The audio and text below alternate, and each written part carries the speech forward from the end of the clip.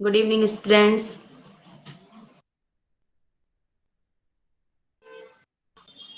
Good evening ma'am. मेरी आवाज आ रही है? हाँ मैम आ आवाज आ रही रही है है। बेटा? Good evening ma'am. जी मैम आ रही है। ओके, चलिए कल हमने जो है फर, गोदना और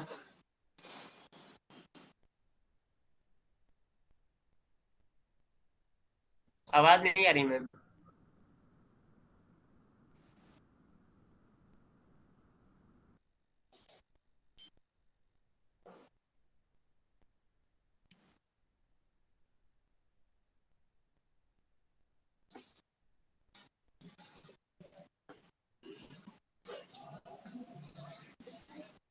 मधुबनी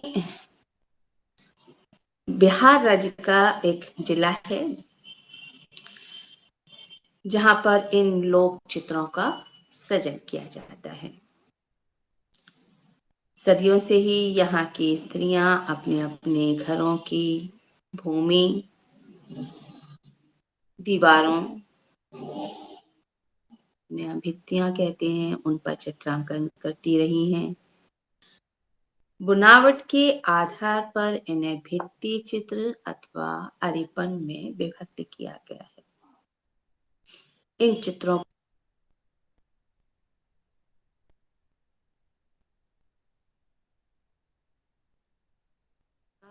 के समय पर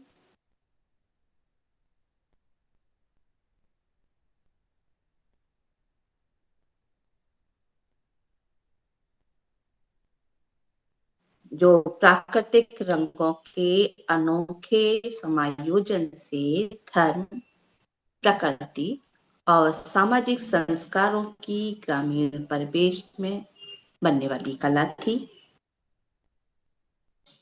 45 वर्ष पूर्व भित्तियों से, दीवारों से कागज पर उतरी।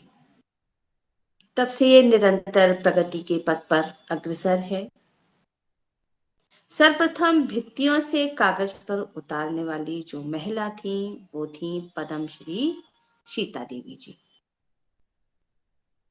अन्य महिला कलाकारों में अंतरराष्ट्रीय पटल पर अपनी पहचान बनाने वाली चित्रकार थी पद्मश्री जगदम्बा देवी, जो कि जितवारपुर की थी।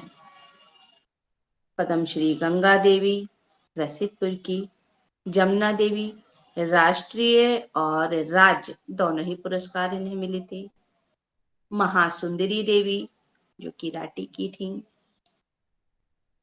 राष्ट्रीय पुरस्कार विजेता थी। गोदावरी देवी, गोदावरी दत्ता जी, इन्हें भी राष्ट्रीय पुरस्कार प्राप्त हुआ है।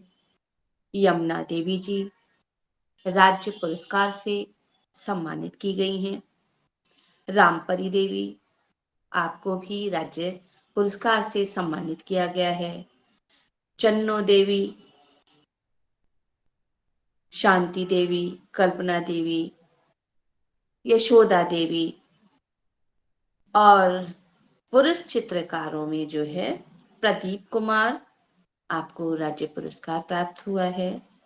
रावदीप पासवान, आप राष्ट्रीय पुरस्कार विजेता हैं। उत्तम सिंह पासवान राज्य पुरस्कार से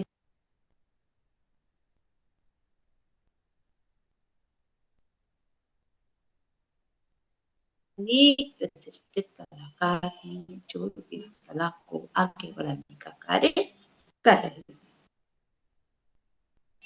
मिथिला कला मुख्यतः मधुबनी पेंटिंग के नाम से ही जानी जाती है, लेकिन उनकी विविध शैलियां भी हैं। इन शैलियों के सूक्ष्म विवरण जो है इस प्रकार से, जैसे भरनी उपशैलियां हैं इनकी। भरनी ये शैली मुख्यतः जितवारपुर में है। इसमें काले रंग से दोहरी आउटलाइन करके रंगों को भरा जाता है। चित्रण के जो विषय हैं वो मुख्यतः धार्मिक ही होते हैं। दूसरी जो इनकी उपशैली है कचनी, ये शैली जो है राठी की है। इसमें रेखाओं के द्वारा चित्र बनाया जाता है।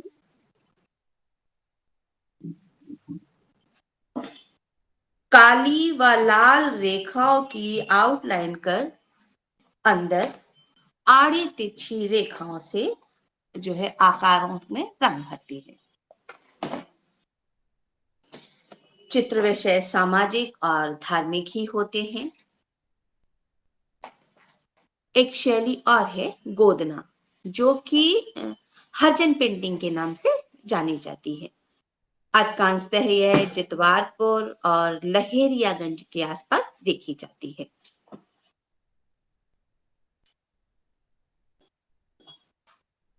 तांत्रिक शैली, यह तंत्र साधना शैव शक्ति और वैष्णव पद्धति पर आधारित है। इस शैली में देवियों का चित्रण किया जाता है। आउटलाइन बना करके जो है कलाकार इसमें रंग भरते हैं। चित्रों में तंत्र मंत्र के प्रतीकों का प्रयोग इसमें अनिवार्य होता है। एक शैली है बाल शैली। इसमें प्रकृति प्रदत्त आकृतियों का निरूपण किया जाता है, अंकन किया जाता है। रेखा और रंग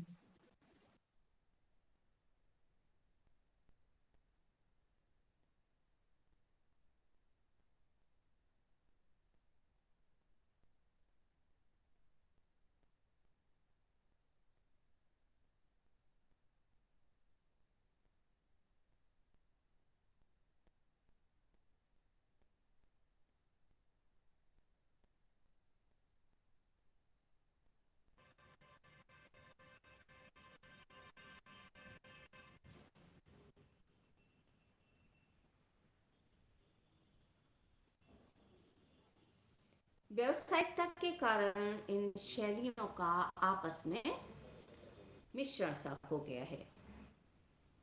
मधुबनी के कलाकार जो मांग के अनुसार सभी शैलियों में कार्य करते हैं। इसके चित्रण के क्षेत्र में जो है विषयों की और शैलियों की व्यापकता आ गई है। साड़ियों पर, पात्रों पर, वस्त्रों पर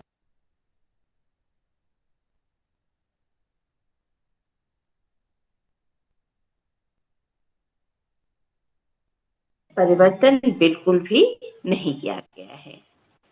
समकालीन चित्रकार इनकी आकारों, प्रतीकों, रंगों को लेकर के नवीन नवीन प्रयोग कर रहे हैं। धरातल के रूप में कैनवस का प्रयोग भी किया जा रहा है। रंग प्राकृतिक न होकर टैल, एक्रेलिक और पोस्टर हो गए हैं। विषय जो है कलाकारों की इच्छा पर निर्भर है। सरल आकारों व रंगों के प्रयोग के कारण आज ये कला आधुनिक समाज में अत्यंत लोकप्रिय हो गई है। इस उत्कृष्ट कला का समकालीन कला में विशेष योगदान है। व्यावसायिकता की अंधी दौड़ में मूल केंद्र मिथिला क्षेत्र के परंपरागत कलाकार कहीं अब जो है पिछड़ते जा रहे हैं।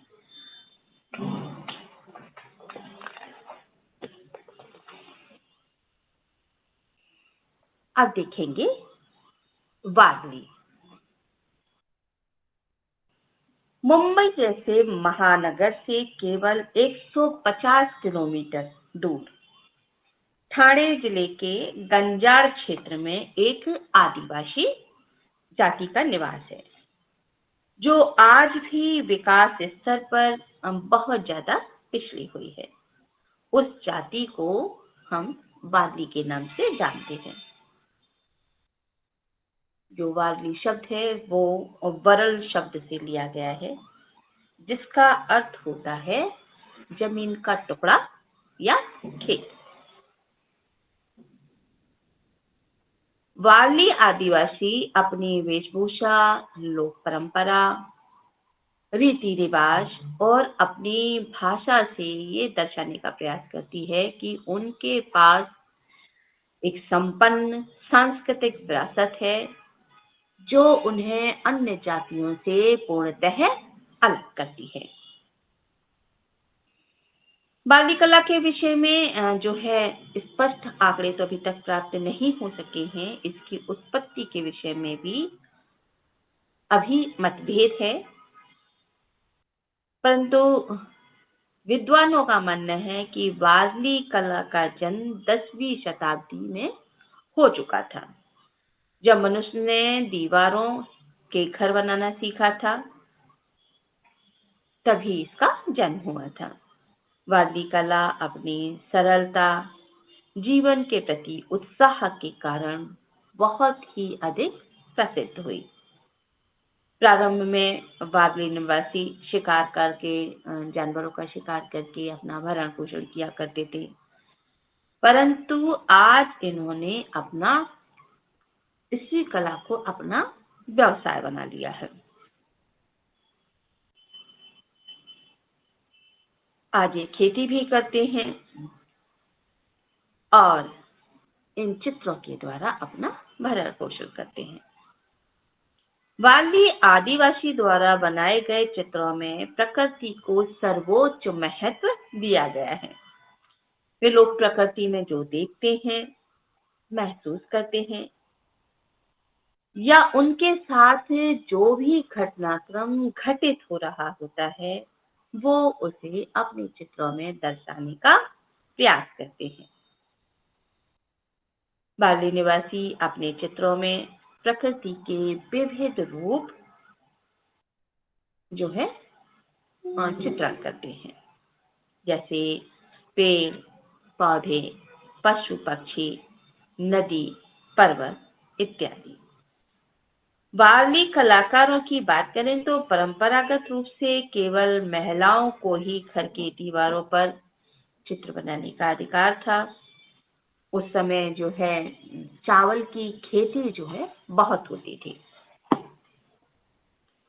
आसानी से प्राप्त भी था घरों में, इसीलिए सफेद रंग के लिए चावल का जो आटा है उसको प्रयोग किया है, चावल के आटे को घोलकर। चित्रों की पृष्ठभूमि को गोबर से लेप करके जो है धरातल तैयार किया है, उसके ऊपर गेरू लगाया है। वारली का सबसे प्रमुख चित्र विवाह के चौक हैं। ये विवाह के अवसर पर जो है निरूपित किए जाते हैं। इसको निरूपित करने के कुछ नियम हैं। ज्यादातर वारली महिलाओं के द्वारा ही ये चित्र बनाए जाते हैं, परंतु विवाह चौक केवल जो सुहागिन स्त्री हैं वो ही निरूपित कर सकती हैं, अर्थात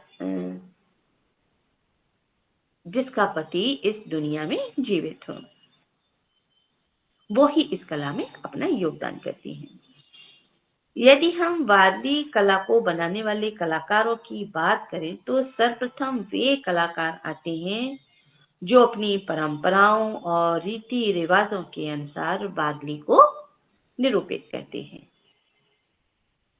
इनके अतिरिक्त कुछ आधुनिक कलाकार भी हैं जो इस कला से प्रभावित होकर के इसको बनाते हैं।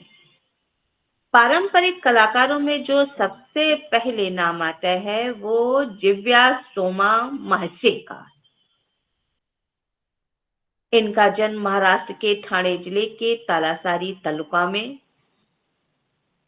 धमन जो गांव है उसमें 1934 में हुआ था। 11 साल की उम्र में ये ठाणे जिले के दहानू तालुका में स्थित एक गांव है कलवेपाड़ा, इसमें आकर के रहने लगे। आज भी उसी गांव में रह रहे हैं। 7 वर्ष की उम्र में इनकी माता का स्वर्गवास हो गया था। उसी सदमे में इनकी आवाज चली गई और अपने विचारों को प्रकट करने और आदान प्रदान करने के लिए केवल चित्र ही और चित्रकार ही विषय इनके पास था। प्रारंभ में वारली चित्र केवल कुछ अवसरों पर ही बनाए जाते थे। जब जिव्या सोमा महसे ने इन चित्रों को केवल किसी प्रमुख धार्मिक कार्यों पर बनाने के अलावा अपने दैनिक जीवन के आधार पर भी बनाना आरंभ किया। 1970 में जो वारली कला थी उसमें थोड़ा परिवर्तन आया। उनके इस हुनर को जल्दी ही पहचाना भी गया और 1976 में इन्हें राष्ट्रीय पुरस्कार से सम्मानित किया गया। 2002 में इन्हें शिल्प गुरु पुरस्कार मिला। 2009 में वारली चित्रों के लिए प्रिंस क्लॉज पुरस्कार से सम्मानित किया गया। 2011 में जो है पद्मश्री पुरस्कार आपको प्रदान किया गया। अपनी कला के कारण ही इन्हें महान व्यक्तियों जैसे जवाहरलाल नेहरू, इंदिरा गांधी,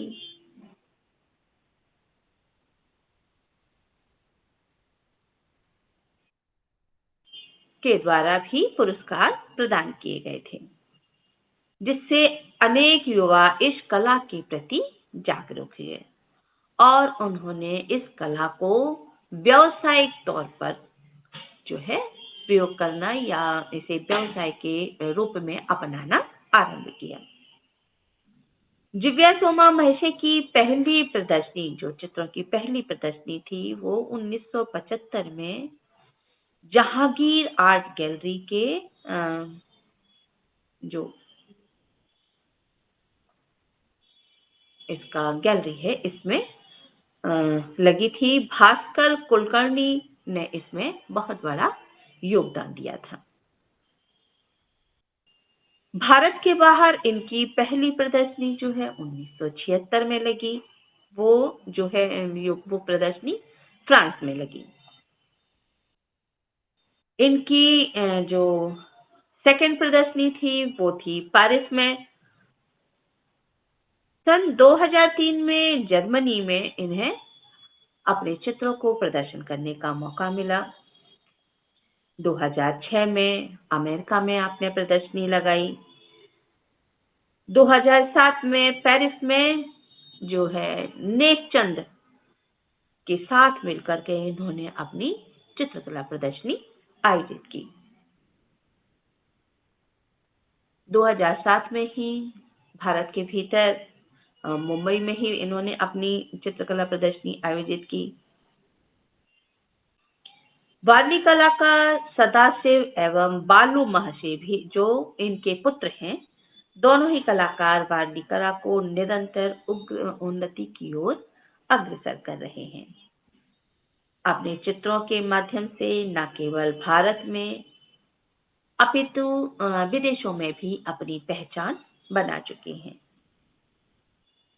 आपके पुत्र अपने पिता का अनुसरण कर रहे हैं, विभिन्न माध्यमों से अपनी कला को विश्व स्तर पर निरंतर प्रगति की ओर ले जाने का प्रयास कर रहे हैं। इसी प्रकार एक और कलाकार हैं गणेश महादेव बांगर, जो पिछले कई वर्षों से वारली कलाकृतियों का निर्माण कर रहे हैं। वारली कला को अपने व्यवसाय के रूप में आप प्रयोग भी कर रहे हैं। विभिन्न स्थानों पर वारली से निर्मित वस्तुओं की प्रदर्शनी लगाकर लोगों को इस कला के बारे में बता रहे हैं। वारली एक ऐसी ही आदिवासी जाति है जो गुमनामी के अंधेरे से निकलकर लोगों तक, जो जनसाधारण और अन्य स्टेट्स हैं, अन्य राज्य हैं, उन तक पहुंच रही है। वारली जाति की पहचान जो है इसकी पेंटिंग के कारण है। आज वारली कला छोटी छोटी पेंटिंग्स के रूप में कपड़े, कागज, फाइल लेदर के वर्क के ऊपर सभी जगह जो है स्थान पा रही है।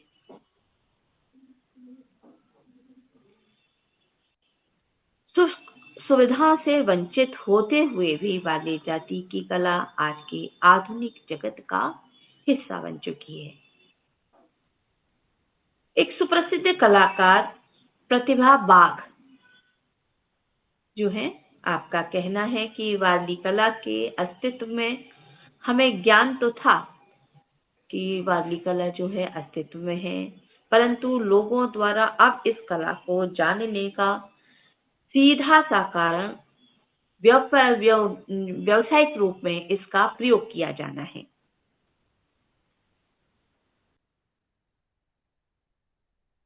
वैसे तो वारली कला इन आदिवासियों की कला है, परंतु प्रतिभावाग जैसे अनेक आधुनिक कलाकारों ने इसको अपनी कला में स्थान दिया है। श्रीमती हंसाबेन मेहता जो इस कला से बहुत ज्यादा प्रभावित हैं, इस कला को बनाने के साथ साथ इसे अन्य लोगों को सिखाती भी हैं। उन्होंने वारली कला को पूर्ण रूप से आत्मसात किया है तथा इसके प्रचार प्रसार में अपना बहुमूल्य योगदान देती हैं। आप एक लेखक भी हैं और चित्रकार भी। आपका कहना है कि मैंने बिना किसी से शिक्षण प्राप्त किए इसको सीखा है।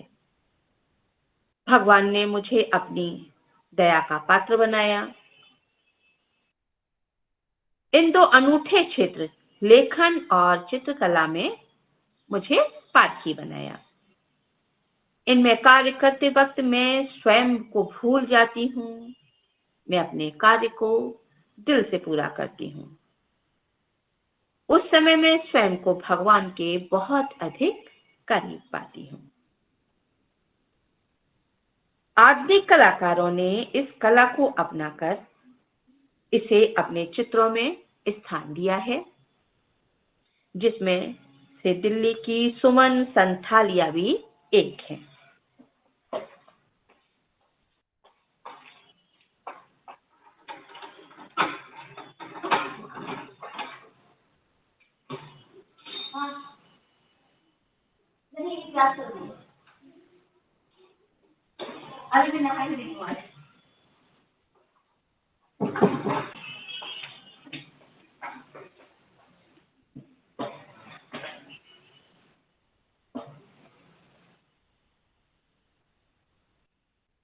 सुमन का बचपन नागालैंड में बीता है। वहां उन्हें आदिवासियों की कला संस्कृति को करीब से जानने और देखने का अवसर मिला। आगे चलकर लोक कला और संस्कृति में इनकी इतनी गहरी अभिरुचि जो है विकसित हो गई कि वह इसी विषय में शोध कार्य करने लगी।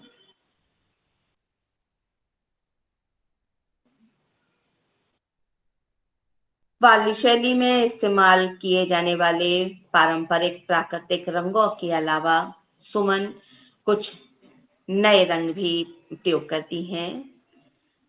जैसे वह गेरू में काली मिट्टी मिलाकर कोक कलर तैयार करती हैं। इसी रंग से कपड़ों को रंगकर उस पर चावल के घोल से मनचाही आकृतियां चित्रित करती हैं।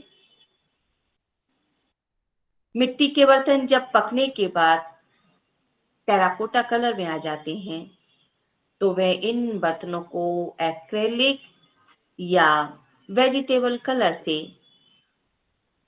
वारली शैली में पेंट करती हैं। इनकी जो कलाकृतियां हैं, उनकी मांग जो है बढ़ने लगी है। इसी वजह से वह दिल्ली स्थित कॉटेज एम्पोरियम में नियमित रूप से अपनी कलाकृतियों की सप्लाई किया करती हैं। सुमन द्वारा बनाई गई पॉटरी की कई प्रदर्शनियां नेशनल क्राफ्ट म्यूजियम में आयोजित की जा चुकी हैं। भारत के हस्तशिल्प कलाओं पर आधारित वेबसाइट novika.com पर भी सुमन जी के काम को अत्यधिक सराहा जाता है। आप कहती हैं कि वारली कला से जुड़ा यह काम अब मुझे बड़े पैमाने पर करना पड़ रहा है, इसलिए अब इस काम में दूसरों की मदद लेने की जरूरत पड़ती है। पहले मैं खुद ही स्केच करती हूँ, पॉटर से वैसे ही डिजाइन तैयार करने को कहती हूँ। अगर पॉटर को कोई दिक्कत आती है तो मैं उसे पॉट पर वारली पेंटिंग करना सिखाती हूँ। आप वर्कशॉप भी आयोजित करती हैं जहां लोगों को इस विलुप्त हो रही पेंटिंग के बारे में बताती हैं।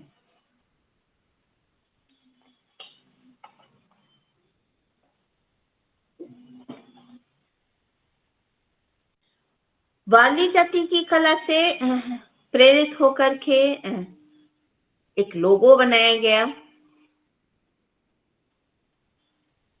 जिसे ये लोग प्रयोग करते हैं। वारली कला हाल में ही प्रसिद्धि पाने वाली कला है, इसलिए अब तक इस कला पर बहुत अधिक शोध कार्य नहीं हो पाया है, जितने कि अन्य लोक कलाओं पर शोध कार्य हो चुके हैं। वर्तमान में धीरे धीरे लोग वारली कला से परिचित हो रहे हैं, इस ओर आकर्षित हो रहे हैं और इसके विषय में, कलाकारों के विषय में जानकारी ले रहे हैं। देश विदेश में इसको प्रचारित कर रहे हैं। इस प्रकार वारली कला को जानने वाले केवल भारतीय ही नहीं हैं, अपितु विदेशों में भी इस कला से प्रेरित होकर, प्रभावित होकर इसकी जानकारी लेने वाले लोग हैं। अनेक छात्र भी जो हैं इस विषय को चुन रहे हैं अपने रिसर्च के लिए। KJ institute of management and research के छात्रों ने वारली कला के प्रयोग से वस्तुएं निर्मित करके उनकी एग्जीबिशंस लगाई। विक्रांत इंडस्ट्री भी एक ऐसा नाम है जिसने वारली का प्रयोग करके इस कला को विशिष्ट पहचान दिलाई है। ये उद्योग 2005 में स्थापित किया गया था। वे आज भारत के विभिन्न क्षेत्रों तक पहुंच चुके हैं। कोको कोला जैसा ब्रांड ने भी अपने प्रचार के लिए वारली कला का प्रयोग किया, जिससे वारली कला को प्रसिद्धि मिली।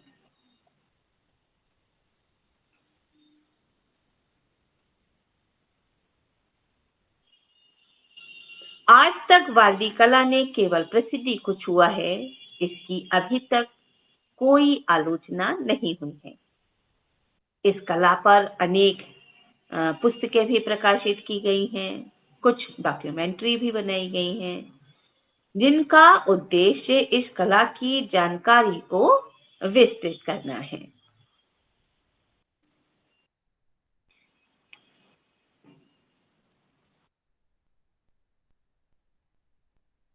नेक्स्ट जो कला शैली देखेंगे वो है ऐपन कला। कुमाऊं का कोई भी पारिवारिक मंगल कार्य हो, पूजा अनुष्ठान, तीज त्योहार, बिना लोक चित्रण के संपन्न नहीं होता। कुमाऊं के अपने जो पर्व हैं, उत्सव हैं, व्रत त्योहार हैं, एक ऐसी लंबी श्रृंखला है जिसमें वर्ष का कोई महीना नहीं होता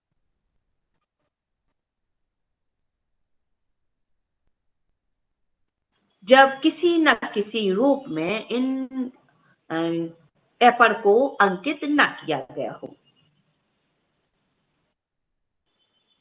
जब नववर्ष चैत्र माह में आरंभ होता है तो सामान्य देहरी ऐपण शुक्ल पक्ष नवरात्र में थापे लगते हैं। वैशाख में 2 त्रिभुजों वाली भगवती माता, ज्येष्ठ के माह में जब वट सावित्री का व्रत आता है तब सत्यवान सावित्री एवं आषाढ़ के माह में एकादशी को 9 स्वास्थ्य रामनवमी चौकी का अंकन, श्रवण में माह में जो है जो शिवा पीठ है इसका अंकन, भादों के महीने में अगस्त में जन्माष्टमी के पट्टे का अंकन। इसके अलावा दुर्गा पट्ट पीठ, लक्ष्मी पट्ट, गोवर्धन पट्ट,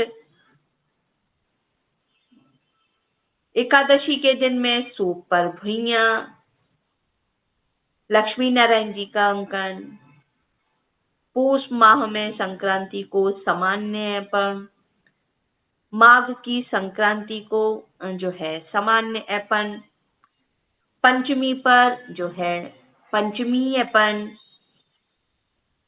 वसंत पंचमी पर सरस्वतीपन, फागुन में शिवपीठ का अंकन आदि ऐसे पर्व एवं त्योहार से संबंधित जितने देवी देवताएं हैं उनकी ऐपन जो है अंकित की जाती है। शुभ अनुष्ठान और मंगल पर्वों के लिए जैसे जन्म दिवस, नामकरण, जनेऊ संस्कार, बालक का जो पठन पाठन आरंभ किया जाता है उस पर, पाणी ग्रहण संस्कार, इन सभी पर जो है ऐपन अंकित की जाती है। इन अवसरों पर तांत्रिक प्रतीक चिन्हों का प्रयोग करके पूजा के लिए आवश्यक देवी देवताओं जैसे सूर्य, सरस्वती, ब्रह्मा, विष्णु, महेश, लक्ष्मी, महालक्ष्मी, लक्ष्मी नारायण आदि के यंत्र जो है चौकी पर बनाए जाते हैं।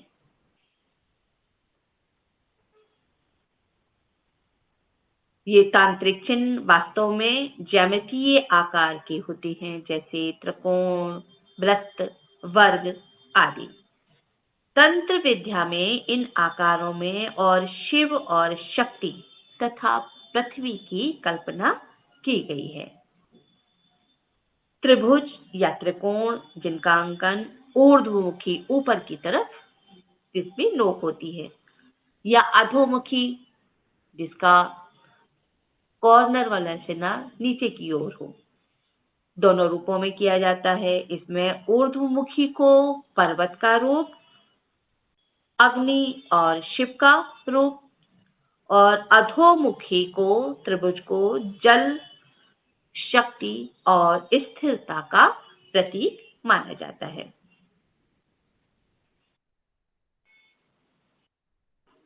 कुछ लोग चित्र अंकित करने वाले ओमकार को सृष्टि, पालनहार की देव शक्तियों ब्रह्मा, विष्णु, महेश, मंगल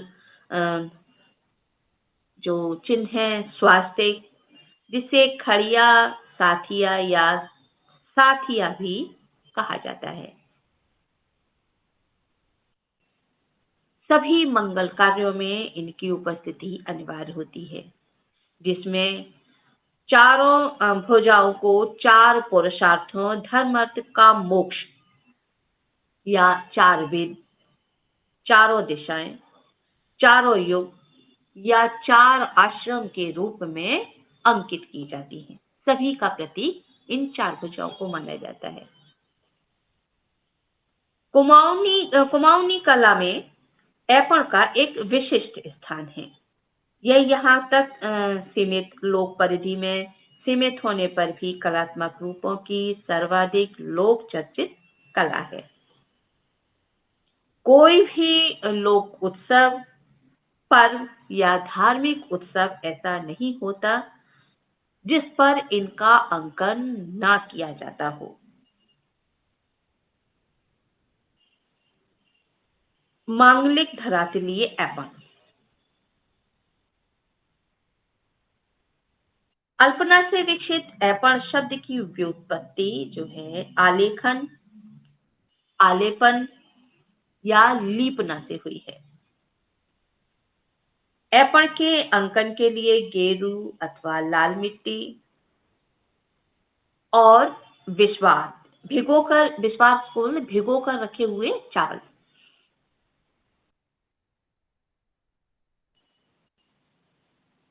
हाथ की उंगलियों से मुट्ठी, हथेली तथा सीख के माध्यम से इसको चित्रित किया जाता है।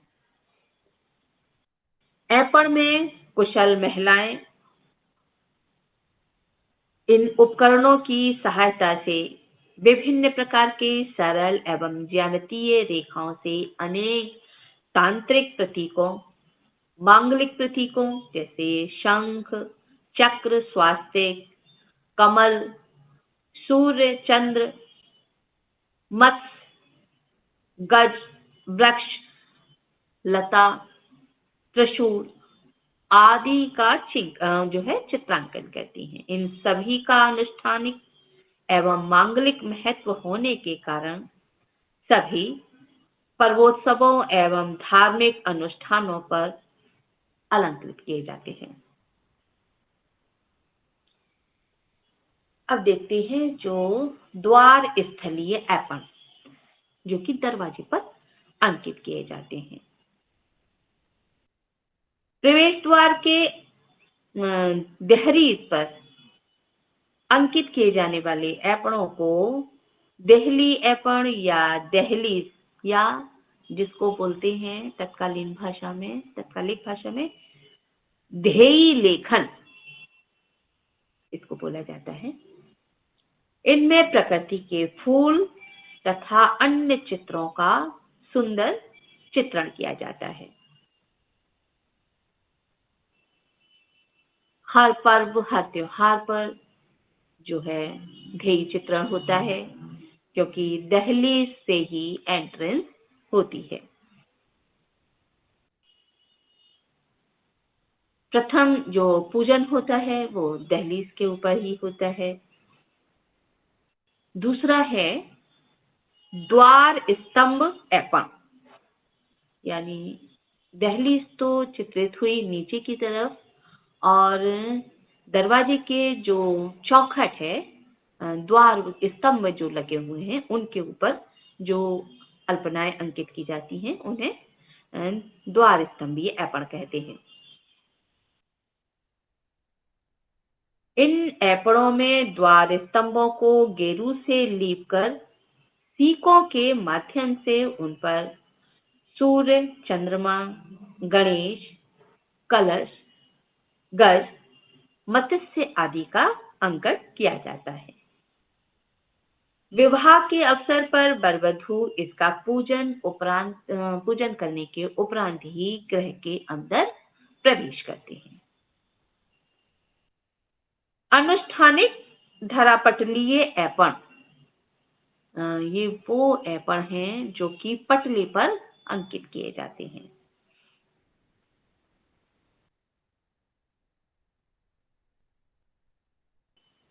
पीठ, संस्कार उत्सव, देव पूजा के अवसर पर देवी देवताओं को स्वागत के लिए बनाए गए ऐपणों को चौकी कहा जाता है।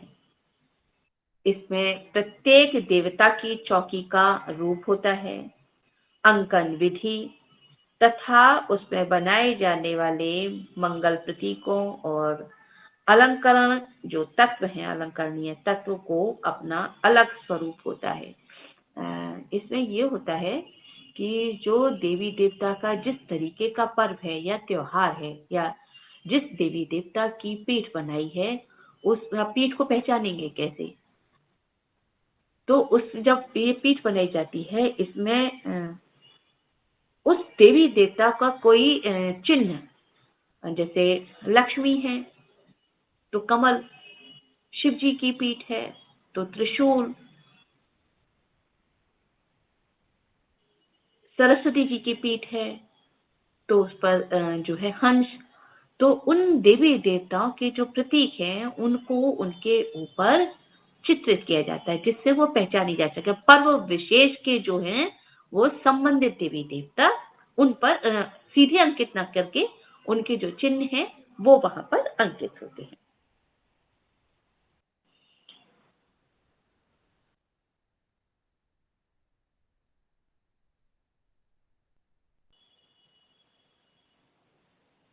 दीपावली के शुभ अवसर पर लक्ष्मी के पूजन के लिए ऐपण में छोटे छोटे पद चिन्ह जो लक्ष्मी के हैं वो अब बनाए जाते हैं। प्रवेश देहरी से लेकर पूरे घर में लक्ष्मी के स्वागत और आगमन की कामना स्वरूप ये चरण चिन्ह हैं स्थान स्थान पर बनाए जाते हैं।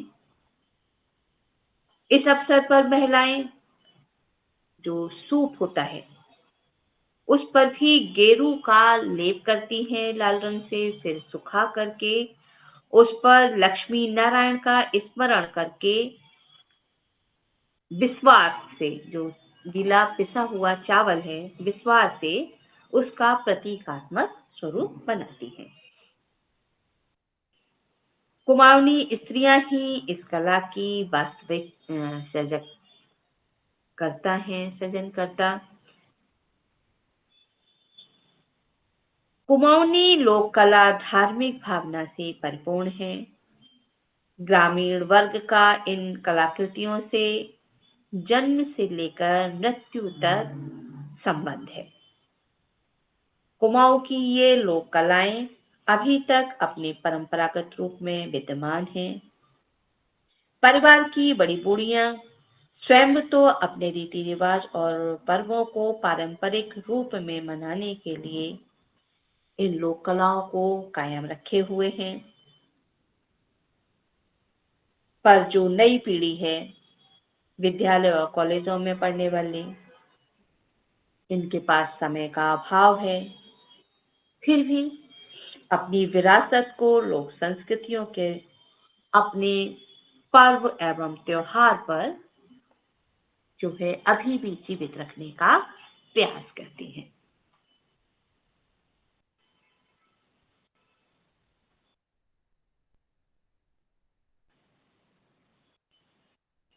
अब देखेंगे हम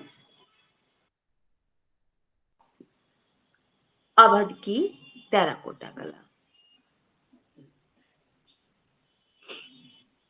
उत्तर प्रदेश की कला मरणमय कला की दृष्टि से उत्तर प्रदेश के जो प्रमुख केंद्र पूर्वांचल का स्थान सर्वोपरि है। यहाँ की मिट्टी पानी टेराकोटा के लिए अनुकूल है। टेराकोटा के अंतर्गत किए गए निर्माण धार्मिक, सामाजिक और मार्मिक हैं। गोरखपुर के अतिरिक्त आजमगढ़ जिले में नजीबाबाद में काली मिट्टी से निर्मित ब्लैक पॉटरीज जैसा हस्तशिल्प अपना विशिष्ट स्थान रखता है। देवरिया जनपद के मैथिली, बरहज, कुशीनगर क्षेत्रों में घोड़े, हाथी, गाय, बछड़े, बैल तथा विविध प्रकार के खिलौने, उपयोगी पात्र मिट्टी के द्वारा बनाए जाते हैं। कुम्हारों द्वारा निर्मित कृतियों को हाथों से बनाया जाता है। कुछ स्थानों पर जो है चाक और सांचों का प्रयोग भी मिलता है। लखनऊ के पुराने टीलों में टेराकोटा और मृण पात्र सदा से प्राप्त होते रहे हैं। बर्तन बनाने की कला को जो मुस्लिम कुम्हार हैं इन्होंने अपना लिया था। इन लोगों को कासगार नाम से पहचाना जाता है। ये दिल्ली के खानदान से संबंधित हैं। मिट्टी के घड़े, सुराही, आबखोरे, मटके, फूलदान,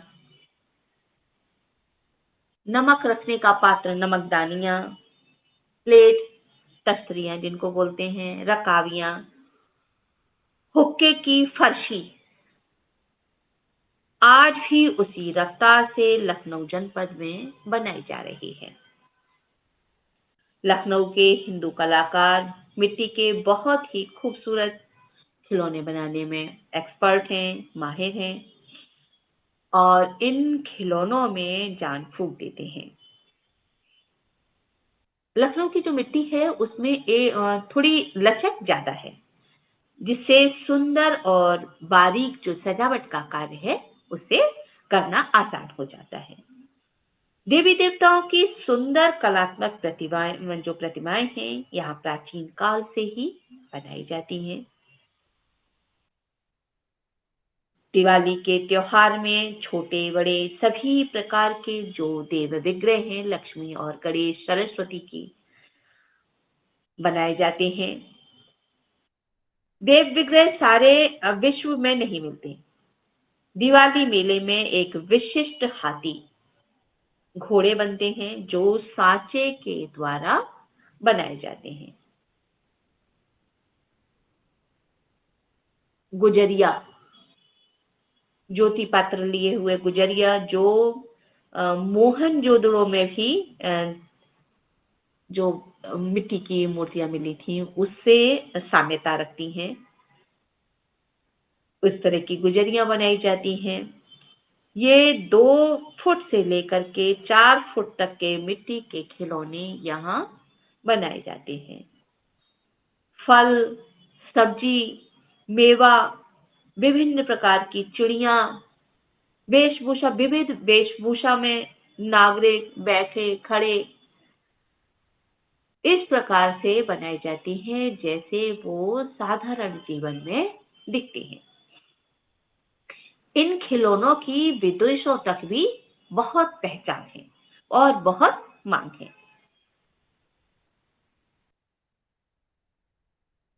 यहाँ जो 2 से 4 फुट तक के खिलौने हैं उनकी विशेष मांग होती है, जिसमें मिलिट्री बैंड है, सेना की वर्दी वाले हैं, तमंचाधारी व्यक्ति, इनकी विशिष्ट मांग होती है।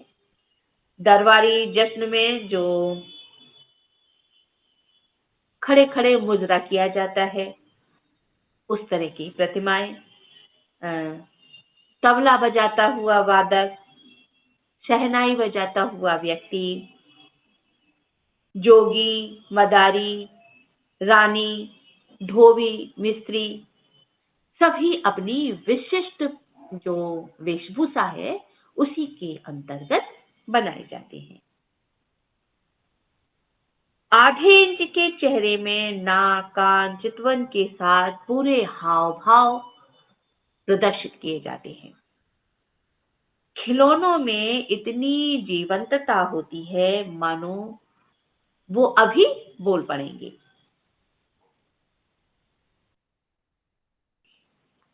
यहाँ की छोटी सी चिड़िया भी इतनी सटीक बनती है मानो वो आधी उड़ जाएगी। फल सब्जियों का तो कोई जवाब नहीं।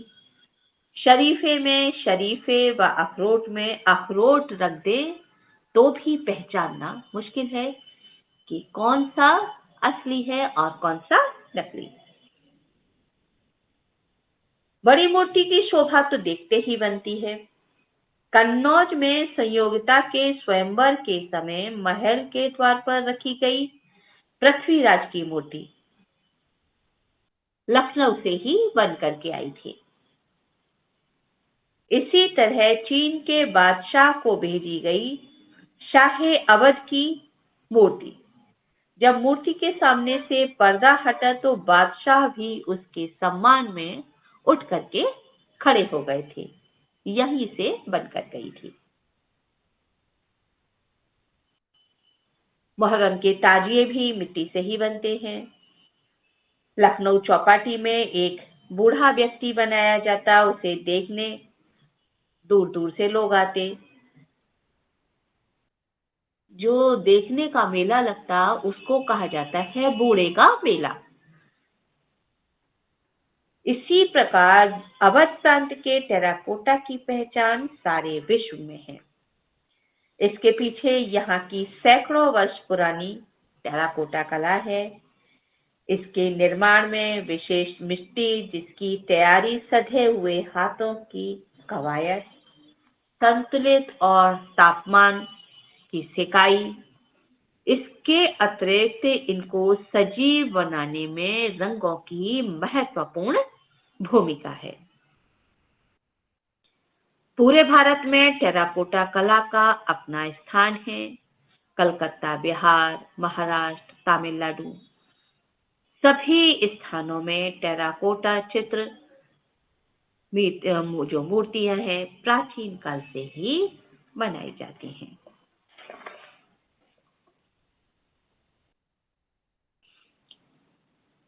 इसके अतिरिक्त यूपी की जो अन्य लोक कलाएं हैं इनमें है सांझी,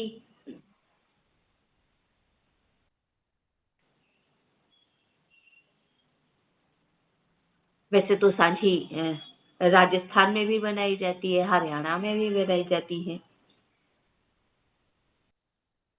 पितृपक्ष की प्रतिपदा से दशहरे तक त्योहारों के रूप में मनाई जाती है। ये प्रतिपदा के दिन भली भांति लिपे पुते स्थान पर कन्याएं गोबर की कोहली देकर एक त्रिकोण बनाती हैं। उसके अंदर चांद और सूरज के गोले बनते हैं। अंगूठे की सहायता से चांद बनता है और उसे अंगूठे की सहायता से ही दीवार पर चिपका दिया जाता है। जब पर्व पूर्ण होता है तो अंतिम दिन सांझी को दीवार से उखाड़कर उसको नाचते गाते हुए जल में जाकर के जो बहती हुई धार है जल की, वहां पर उसको विसर्जित कर दिया जाता है। इसमें मिट्टी, चूना, ताजे पुष्प, जो रंगीन पन्नियां हैं वो, हल्दी इत्यादि के द्वारा इनको सजाया जाता है। कला के मूल में प्रारंभ से ही धार्मिक भावनाओं की प्रधानता रही है। लोकगीत, लोक चित्रकला, लोक कथाओं में प्राय धर्म के ही दर्शन होते हैं। इसका प्रमुख कारण लोक परंपराओं का धर्म के साथ गहराई से जुड़ा हुआ होना है। लोक कलाओं का धार्मिक महत्व यह भी है कि वह मानव समाज को एकता के सूत्र में पिरोता है। इसी अवसर पर हमारा उन कलाओं से साक्षात्कार भी होता है। हम सीधे सीधे ना कर उसको प्रशिक्षित ना करके बच्चों को इनडायरेक्ट वे में उन कलाओं के प्रति जागरूक करते हैं। देश में जब दशहरा, दुर्गा पूजन का त्योहार मनाया जाता है, उस समय पश्चिमी उत्तर प्रदेश में सांझी का त्योहार ग्रामीण महिलाओं द्वारा पूरे नवरात्र भर मनाया जाता है। पितृ विसर्जन के हफ्तों पहले ग्रामीण नारियां सांझी के विभिन्न आकार गीली मिट्टी द्वारा बनाना आरंभ कर देती हैं। सूखने के बाद इनको रंगा जाता है, फिर दीवारों पर चिपकाया जाता है। सांझी के अगले दिन खेतों से मिट्टी लाकर सांझी के ठीक नीचे जौ बोए जाते हैं। सांझी के पास जौ बोना जो है, जो रबी की फसल होती है, उसके लिए शुभ जो शगुन है वो किए जाते हैं। करवा चौथ के चित्र में सूर्य, चंद्र, तुलसी, यमुना, गंगा, दीप, हाथी, मोर, करवा, कंघी, स्त्री पुरुष इत्यादि का चित्रण किया जाता है। सीढ़ी पर चढ़े एक बालक के हाथ में दीपक और छलनी दी जाती है। इसी प्रकार दीपावली के अवसर पर दीवारों पर भी चित्र बनाए जाते हैं। इसके मध्य में लक्ष्मी जी की प्रतिमा होती है। इसमें भी सूर्य, चंद्र, हाथी, घोड़े, कमल, तुलसी, गंगा, जमुना, स्वास्तिक, इनके अतिरिक्त 4 व्यक्तियों को क्रीड़ा करते हुए दर्शाया जाता है। अगले दिन गोवर्धन का पूजन होता है। इसमें भी जमीन के ऊपर गोवर्धन अंक का अंकन किया जाता है।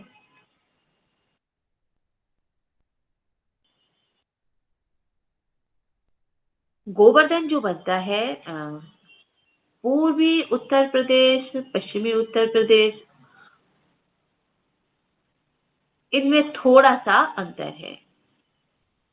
जो पश्चिमी उत्तर प्रदेश, मथुरा और आगरा जैसे इलाके हैं, वहां पर जो गोवर्धन बनने वाले हैं वो विशालकाय गोवर्धन बनते हैं,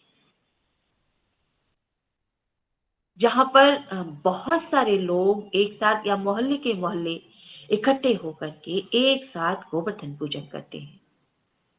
और उस गोवर्धन में जो गोवर्धन उठाए हुए, पर्वत उठाए हुए बालक की जो प्रतिमा निरूपित की जाती है वो अत्यंत विशालकाय रूप में होती है।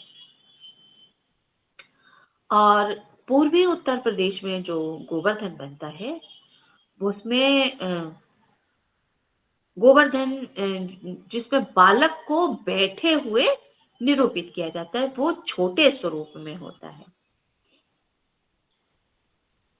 इसमें गोबर से 2 स्थूल बनाए जाते हैं, एक छोटा एक बड़ा, उसके चारों उसके एक दूसरे के ऊपर रखा जाता है। पूर्वी उत्तर प्रदेश में चारों कोनों में सीख लगा करके उनमें कपास बांधी जाती है। जो उनकी नाभि होती है वो इतनी बड़ी होती है कि उसके अंदर दीप जल सके। कार्तिक पूर्णिमा को इसे विसर्जित किया जाता है।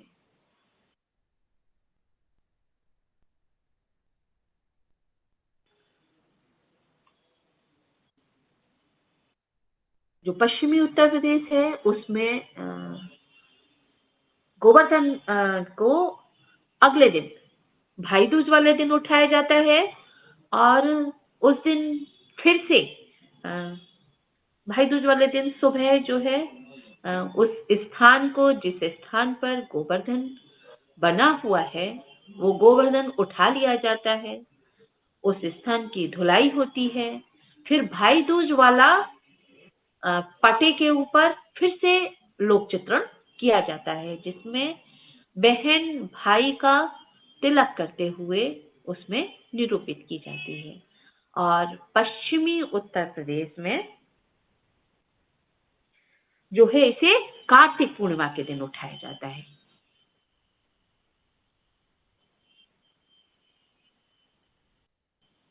यमद्वितीय अर्थात दीपावली के तीसरे दिन भाई दूज लिखने का जो परंपरा है वो सारे ही उत्तर प्रदेश में है।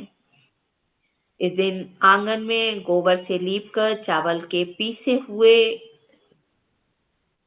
जो घोल है उससे चित्रण किया जाता है। इसमें यमराज को अन्ना भैंसा पर आरूढ़ दिखाया जाता है, जो अपनी बहन यमुना के रक्षा के लिए अंकित किए जाते हैं। इस दिन ये मानना है कि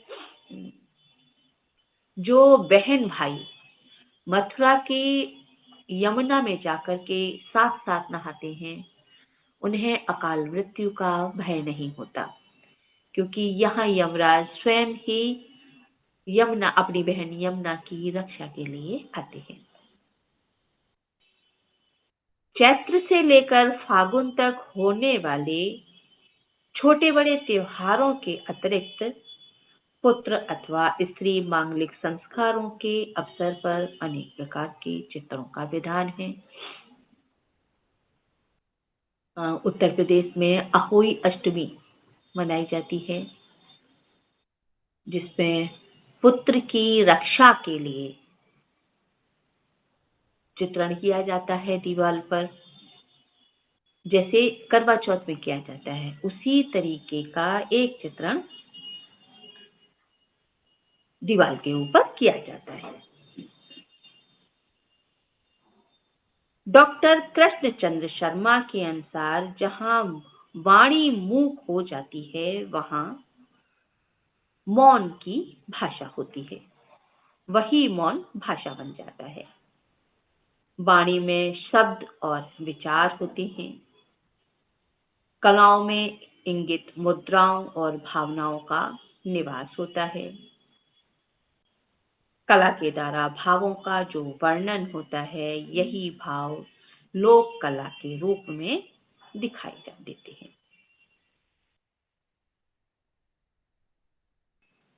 जब से मानव है तभी से कला है। मानव के विकास के साथ साथ कला का विकास भी होता गया। इनमें भी जो लोक कलाएं हैं, इनमें भी कुछ कुछ परिवर्तन समय के साथ साथ होते चले आए हैं। लोक कला के माध्यम से हमें धर्म, सभ्यता, परंपरा और संस्कृति के मूल स्रोतों का ज्ञान होता है।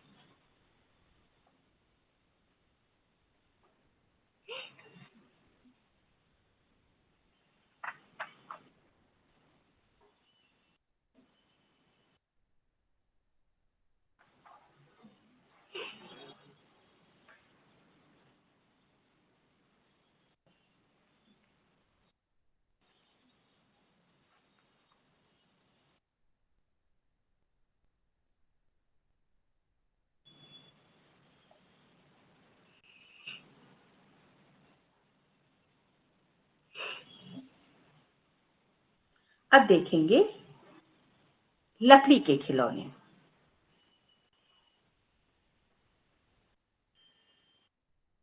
गड़ाई वाले खिलौनों के लिए धुरकुल और खरात, जिन्हें हम घूर्णन तरीके से बनाते हैं, इसके लिए कौरैया लकड़ी इस्तेमाल की जाती है, जो कि नैनीताल, अल्मोड़ा जैसे जगहों पर पाई जाती है। गड़ाई वाले खिलौनों के लिए वही रंग प्रयुक्त होते हैं जो सामान्यतः पेंटिंग के अंदर इस्तेमाल किए जाते हैं। खरात खिलौनों में जो चपड़ा रंग है, उनको इस्तेमाल किया जाता है। लकड़ी के खिलौनों में रंगाई उन्हें गढ़ाकर जाने तथा खरात से बनाए जाने के कारण दो प्रकार से की जाती है। गढ़े गए खिलौनों के मिट्टी के खिलौनों की तरह वो रंगे जाते हैं। रंगों को अलग अलग स्थान पर क्रमिक रूप में लगाकर अंत में वार्निश का जो पतला लेप है वो लगाया जाता है। लकड़ी को काटने में आरा के समान छोटी जो मशीनें होती हैं वो प्रयुक्त की जाती हैं। विभिन्न रंगों की जो शलाकाएं हैं, खरात पर घूमते हुए खिलौनों के साथ थोड़ा दबाकर स्पर्श करने से वो जो तीव्र गति से चलती हैं, गर्मी से उसी घूमने में गर्मी से जो रंग लगाए जाते हैं, गर्मी से इसके अंदर तक चली जाती हैं। काठ के विविध प्रकार के खिलौने काशी में भी बनाए जाते हैं। हाथ से गढ़ने के अलावा सधावा पर तैयार विभिन्न भागों को जोड़कर खिलौने भी बनाए जाते हैं। काशी के निकट एक गांव है खोजबा। इसमें काशी के कुछ परिवार खिलौने बनाने में अत्यंत पारंगत हैं। वो यहाँ पर खिलौने बनाने का कार्य करते हैं। बर्तन, भांडे, डांडिया, चरखी, सिंधूरा, इन सभी को यहाँ पर बनाया जाता है। खिलौने अत्यधिक संख्या में तैयार किए जाते हैं। इन पर लाख का जो रंग होता है वो चढ़ाया जाता है। हाथ से जो रंग चढ़ाए जाते हैं वो थोड़े मोटे और गहरे होते हैं। यहाँ के कारीगर पशु, पक्षी एवं मानव आकृतियों की जो विशेषता है उनको उसमें अंगीकृत करने का प्रयास करते हैं। खड़िया सूखने पर रंगों से घिस करके उन्हें चिकना करने के बाद आकृतियों को उभार कर उनमें रंग भरे जाते हैं। इन रंगों के सूखने पर बड़ी ही सौम्यता से महीन रेखाओं से उन्हें आकृति प्रदान की जाती है। फिर उन्हें अलंकृत किया जाता है। रंगों को पक्का करने और खिलौनों में चमक लाने के लिए सबसे अंत में वार्निश की जाती है। कुछ खिलौने बिना सांचों के ही हाथ के द्वारा तैयार किया जाता है, जिसमें कलाकार की कल्पना शक्ति एवं उसका हाथ पर हथौड़े का जो कंट्रोल है वो सबसे अधिक महत्वपूर्ण होता है। इस प्रकार काशी के विविध कला उद्योगों में खिलौनों का प्रमुख स्थान है। देव मूर्तियों के खिलौनों की विविधता भी ऐसी जितनी विविधता यहाँ दिखती है उतनी और कहीं नहीं दिखती। देश भर के यात्री यहाँ आकर के स्मृति स्वरूप इन खिलौनों को खरीद करके अपने साथ ले जाते हैं,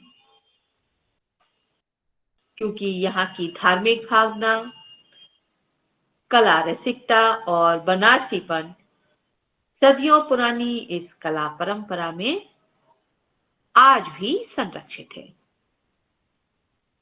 अन्य समान गृह उद्योगों की भांति इस कला उद्योग को भी पूर्णतः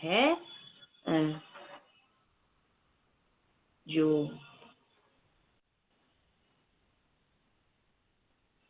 मान्यता है दी गई है। कला चाहे कोई भी हो, उसका अंतर्गठन और मानदंड अवश्य होता है। आकलन किया जाता है। मानदंडों के आधार पर उसकी संरचना, सामाजिक संरचना होने के बाद उसका आकलन किया जाता है। लोक कला क्योंकि अन्य कलाओं से भिन्न तथा बाल सुलभता लिए हुए होती है, अतः इसके मानदंडों का आकलन अत्यंत आवश्यक है। ग्राम्य जीवन में जिस प्रकार का चित्रण भूमि अथवा भित्ति पर किया जाता है, उस चित्रण के लिए गोबर, प्राकृतिक रंग, कुछ मूल खाद्य पदार्थ जैसे दाल, चावल जो मूल उपकरण हैं, उनका कार्य करते हैं। शहरी क्षेत्रों के हस्तशिल्पों में जैसे जूट है, पत्ते हैं, रेशमी शहतूत, सूती धागे, हथकरघे आदि की आवश्यकता होती है तथा इन सामग्रियों का प्रयोग भी एक निश्चित मात्रा तक ही किया जाता है। किंतु इन कलाओं में जो सौंदर्य एवं कला तत्व होता है, उसका सीधा संबंध आत्माओं से होता है। स्थान विशेष की जो विशेषता है वो देखते ही दर्शक को अपनी ओर लुभाती है।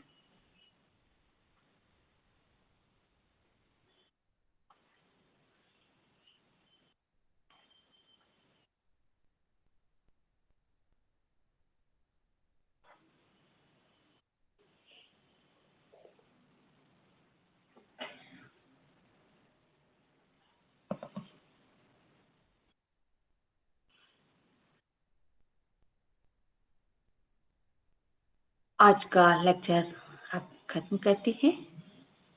Thank you. Thank you ma'am.